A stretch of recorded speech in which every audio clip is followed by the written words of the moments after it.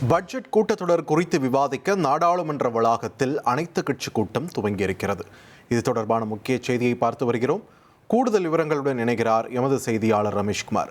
ரமேஷ்குமார், வணக்கம். இந்த அனைத்து கட்சி கூட்டத்தில் யார் யாரெல்லாம் முக்கிய பிரமுகர்கள் பங்கெடுத்திருக்கிறார்கள்? தமிழகம் தரப்பிலிருந்து எந்தெந்த தலைவர்கள் பங்கெடுத்திருக்காங்க? விரிவாக பதிவு பண்ணுங்க. பரபரப்பான அரசியல் சூழ்நிலையில் நாடாளுமன்ற பட்ஜெட் கூட்டத்தொடர் நாளை கூடுகிறது.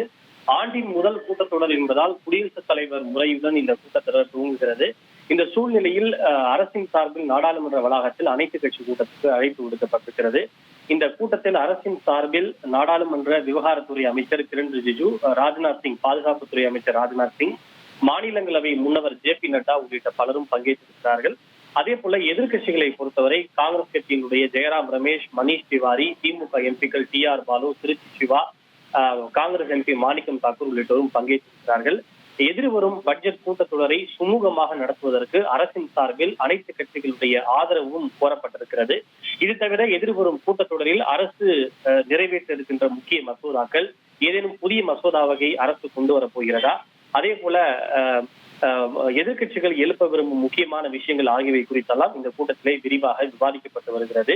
எதிர்கட்சிகளை பொறுத்தவரை சில முக்கியமான விவகாரங்கள், குறிப்பாக வேலையில்லா திண்டாட்டம், பணவீக்க விகிதம் உள்ளிட்ட பல்வேறு விஷயங்களை குறித்து விவாதிக்க வேண்டும் என்று அரசை வலியுறுத்த இருக்கிறார்கள்.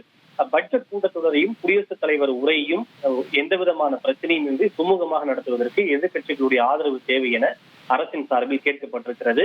ஏதேனும் புதிய மசோதாக்களை அரசு கொண்டு வர இருக்கிறதா என்பது குறித்த விவரங்களும் எதிர்கட்சிகளுக்கு தெரிவிக்கப்பட்டிருக்கிறது.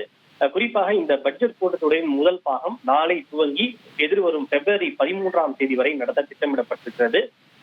பிப்ரவரி 1ஆம் தேதி, அதாவது ஞாயிற்றுக்கிழமை என்று இந்த எதிர்வரும் 2026-27ஆம் நிதியாண்டுக்கான மத்திய பட்ஜெட்டை தாக்கல் செய்ய அரசு திட்டமிட்டிருக்கிறது.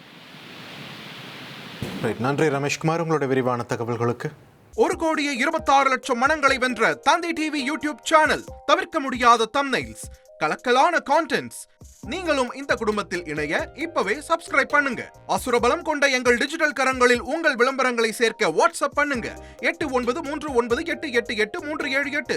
Email advtthanditv@dttv.in.